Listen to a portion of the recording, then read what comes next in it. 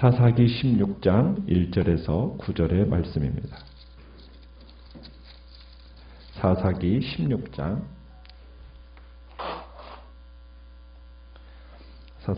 1절에서 9절까지의 말씀을 교독하겠습니다. 사사기 16장 1절입니다. 삼손이 가사에 가서 거기서 한 기생을 보고 그에게로 들어갔더니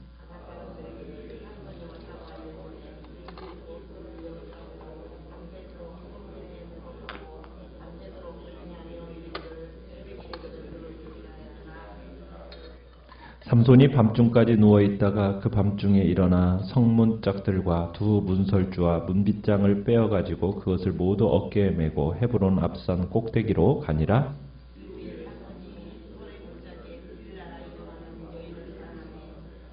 블레셋 사람의 방백들이 그 여인에게로 들어가서 그에게 이르되 삼손을 꾀어서 무엇으로 말미암아 그 큰 힘이 생기는지 그리고 우리가 어떻게 하면 능히 그를 결박하여 굴복하게 할 수 있을지 알아보라. 그리하면 우리가 각각 은 1,100개씩을 내게 주리라 하니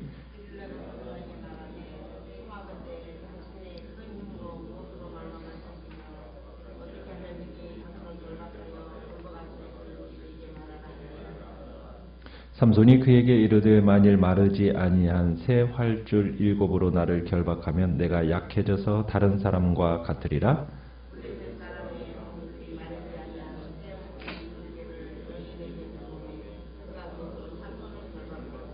같이 읽습니다. 이미 사람을 방 안에 매복시켰으므로 삼손에게 말하되 삼손이 블레셋 사람들이 당신에게 들이닥쳤느니라 하니 삼손이 그 줄들을 끊기를 불탄 삼시를 끊음같이 하였고 그의 힘의 근원은 알아내지 못하니라. 아멘. 오늘 말씀의 제목은 죄에서 떠나지 않는 자만심이라는 제목으로 말씀을 나눕니다. 오늘 본문은 그 전에 삼손이 처가의 일로 인해서 블레셋 사람들 1,000명을 나귀 턱뼈 하나로 죽인 일이 있었던 그 사건 이후의 일입니다. 블레셋 사람들에게 막대한 피해를 입혔었고 레이에서 1,000명을 죽이는 이후 있었던 일이 오늘 본문의 사건인데요. 삼손이 이제 1절에 보면 가사라는 곳에 가서 한 기생을 보고 그에게로 들어갔다라는 말로 시작이 됩니다. 여기 가사라는 곳은 블레셋 사람들의 5도시 중에서 가장 남쪽에 위치한 도시가 가사입니다. 삼손의 집은 소라와 에스다울이라는 곳에 있는데 그 지역에서 거의 80km가량 떨어져 있는 곳이 이 가사라는 곳이에요. 그런데 삼손이 참 어떻게 보면 뭐 때문인지 삼손이 위험을 무릅쓰고 이 블레셋 땅, 어떻게 보면 가장 깊숙한 이곳까지 왜 간 것일까? 한번 생각해 볼 필요가 있습니다. 지금 이제 삼손이 이 가사에 왔다라는 소식이 알려지니까 온 도시 사람들이 흥분했어요. 드디어 이제 블레셋 사람들이 어떻게 보면 공공의 적 1호거든요. 그러니까 이 1호를 제거할 기회가 생겼다. 어떻게 그런 생각을 했던 것 같아요. 그것도 스스로 참으로 걸어 들어왔다라고 이제 생각을 한 겁니다. 그런데 워낙 상대가 강자이다 보니까 곧장 대항하지 못하고 어떻게 하고 있습니까? 2절에 보니까 잠복하죠. 새벽에 죽이기로 하고서는 이제 잠복합니다.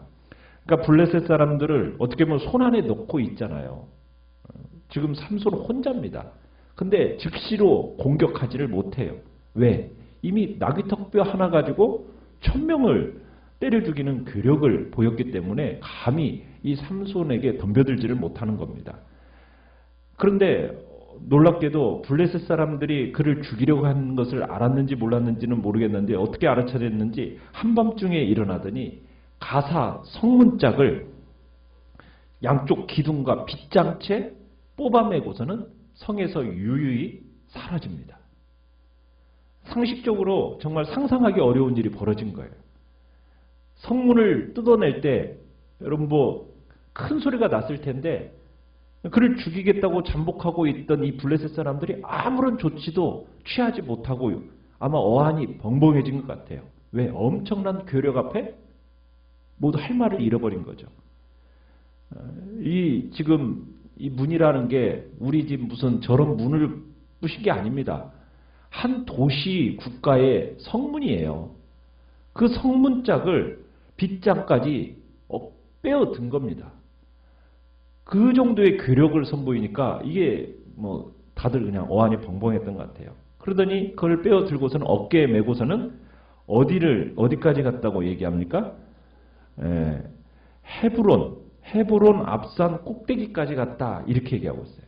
그러면 여기 가사에서부터 헤브론까지가 거리가 얼마냐? 60km입니다. 그러니까 60km라는 거리를 지금 이 무거운 도시국가의 성문을 어깨에 메고서는 지금 올라가고 있는 거예요. 여러분 그것도 헤브론 맞은편 산꼭대기라고 그랬는데 여러분 가사에서 이 헤브론까지는 가는 길이 가사는 해안 저지대예요. 헤브론은 산악지역입니다. 그러니까 해안 저지대에서부터 산악지역의 꼭대기까지 그 무거운 것을 메고 올라간 거예요. 험난한 길을 지금 올라간 겁니다. 그것도 몇 킬로예요? 60km 이상의 거리를. 개인 대문도 아닙니다. 도시국가에 가사의 성문짝 기둥을 짊어지고 올라가다니. 왜 그런 짓을 했을까요? 왜 성문짝을 메고 이렇게 먼 길을 간 걸까요? 그것도 문짝을 사용하려고 가져간 겁니까? 아니에요. 산꼭대기로 올라가더니 그거 버리려고 가져간 겁니다. 이유가 뭐냐는 거예요. 어떻게 보면은 삼손은 블레셋 주요 도시들 5개 도시들 국가 중에서 가사라는 곳은 제일 깊숙한 곳이에요. 어떻게 보면은 이스라엘 땅에서 가장 멀리 있는 이 가사의 성문을 뜯어다가 이스라엘의 중심부 헤브론에다가 가져다가 버렸다. 이건 상징적인 의미가 있다라는 거죠. 그것도 왜 하필이면 헤브론산 앞일까? 이전에 삼손을 묶어다가 블레셋 사람들에게 준 사람들이 누구입니까? 어느 지파 사람들이죠? 유다 지파 사람들이 유다 지파. 그러니까 이 헤브론 앞산은 유다 지파의 산이에요. 그러니까 자신을 묶어서 블레셋 사람들에게 넘긴 어떻게 보면 비겁한 행동에 대한 행동을 지적하는 거고 또 모욕을 주려는 의도가 있었던 것으로 보입니다.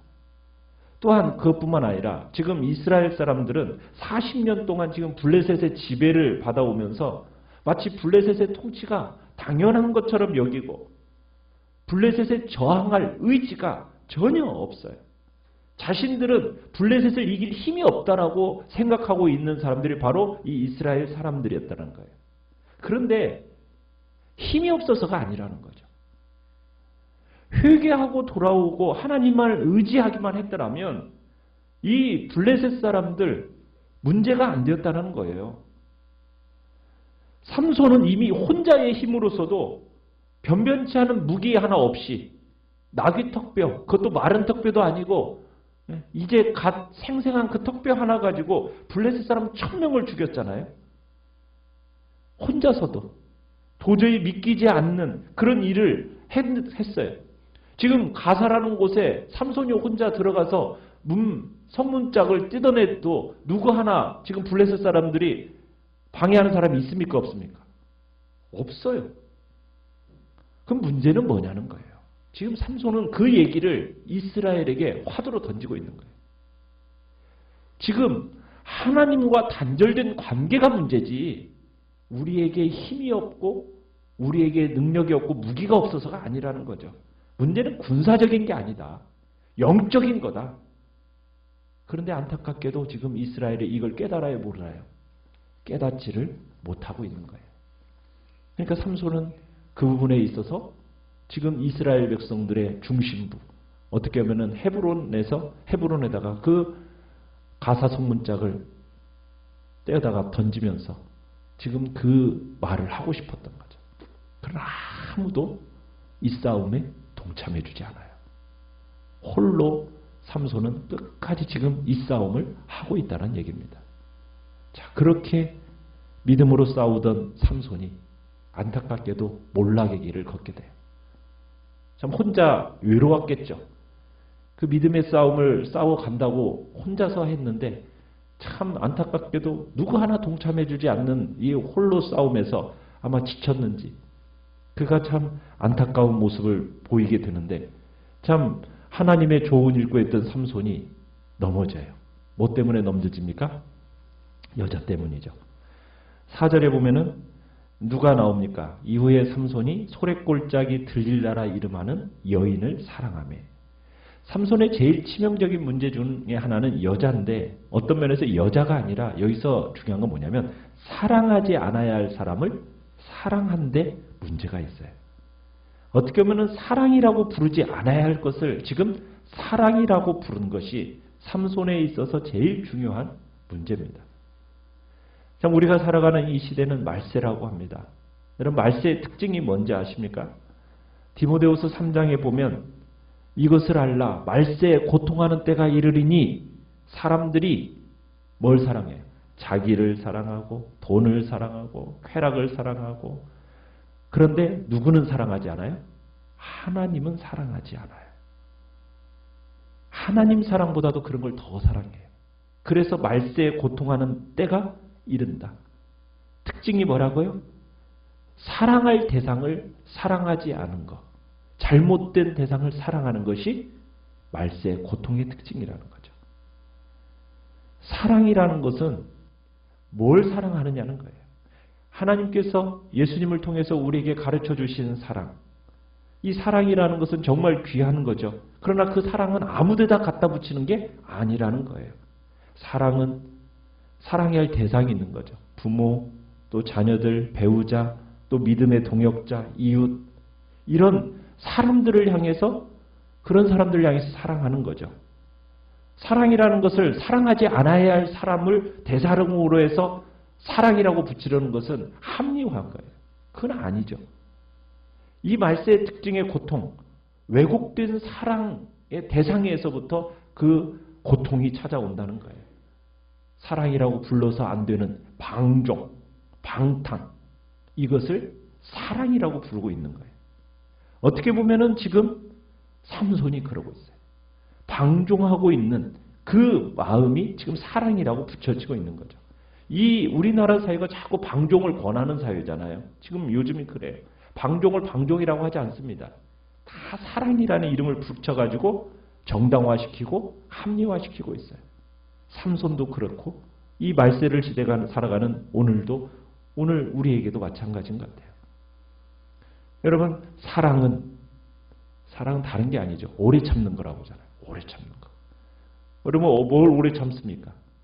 여러분이 참으로 배우자를 만나서 이렇게 이제 일평생 살아감에 있어서 여러분 살아가다 보면은 여러분들에게 있어서 믿었던 매력이나 아름다움들이 끝까지 유지가 되나요? 아니죠. 그런 게 다 사라지고 빛을 잃어가잖아요. 그렇지만 우리는 어떻습니까? 하나님이 붙여주시는 사람을 일평생 한 대상을 향해서 변함없이 충성되게 가는 것, 헌신하는 것. 그게 사랑이거든요. 그러니까 하나님께서 보여주시고 붙여주시는 한 사람에 대한 진실한 헌신이 사랑이란 얘기입니다. 끝까지 그 사람을 받아내고 지지해주고 꾸준하게 충성스럽게 그 관계 안에 머무는 것. 그게 사랑이에요. 삼손처럼 욕망을 따라서 그렇게 아무나 선택하는 것은 사랑이 아닌 거죠. 그런데 오늘날 우리가 살아가는 이 시대는 사랑이라는 것을 거기다 갖다 붙이잖아요. 끝까지 헌신하고 그 관계 안에서 충성스럽게 가는 것을 사랑이라고 생각하지 않고 자기의 욕망을 따라서 그렇게 가는 것을 사랑이라고 붙이면서 합리화하는 이 시대 속에서 우리는 정말 사랑해야 할 대상, 오직 그 대상을 향하여 나아가는 것이 우리의 모습이 된다는 것을 다시 한번 가르쳐주고 있는 겁니다. 그러나 삼손은 안타깝게도 참으로 자신의 욕망을 따라서 지금 들릴라라는 여자를 향하여 나아가고 있는 거예요. 참 블레셋 사람들은 참 어떻게 해서든지 이 삼손 죽이고 싶었어요. 근데 무력으로는 지금 돼야 안 돼요. 참 아이러니지 않습니까? 지금 이스라엘 백성들은 지금 블레셋의 압제 아래 있는데 이 블레셋 사람들은 누구를 지금 무력으로 압제할 수가 없어요. 삼손 이 한 사람을 압제할 수가 없는 거예요. 이길 수가 없다라는 것을 잘 알고 있는 거예요. 그런데 이 삼손이 사랑에 빠졌다. 이것을 듣고서는 이 연인인 들릴라를 찾아갑니다. 거부할 수 없는 제안을 해요. 들릴라가 거절할 수 없는 엄청난 제안을 받게 되는데 5절 보시면은 5절 끝에 보면은 자 얼마를 주겠다고 얘기하고 있습니까? 우리가 각각 은 1,100개씩을 내게 주리라. 여러분 블레셋이 몇 개 도시라고요? 5개 도시입니다. 5개 도시예요. 그러면은 5개 도시에서 각각 은 1,100개씩 주면은 몇 개예요? 5,500개가 되는 거죠. 여러분 이 당시 보통 사람들의 연봉이 은 2세겔에서 15세겔이었다고 그래요. 계산하기 좋게 연봉 5.5세겔이라고 하면 여러분 몇 년 동안 1,000년이 넘는 연봉이에요. 1,000년이 넘는 연봉. 엄청난 제안을 한 겁니다. 그러니까 들릴라가 평생 만져보지 못할 지금 엄청난 제안을 가지고 지금 삼손을 제거하고 제압할 수 있는 방법을 가르쳐달라고 지금 요청한 거예요. 엄청난 돈을 약속받은 들릴라가 이제 곧장 작업에 들어갑니다. 그래서 6절에 이제 묻는 거죠. 어떻게 하면 당신의 힘을 꺾을 수 있겠느냐? 이렇게 이제 질문을 던집니다. 그런데 이 삼손이 이 질문을 던졌을 때 어떻게 했어야 됩니까? 단호하게 물리쳤어야죠. 그런데 어떻게 하고 있어요? 마치 장난이라도 하려던 듯이 대답을 하는 거예요. 어떻게 해요? 새 활줄 7개를 나로 묶으면은 내가 꼼짝 못해. 이렇게 얘기를 하는 겁니다.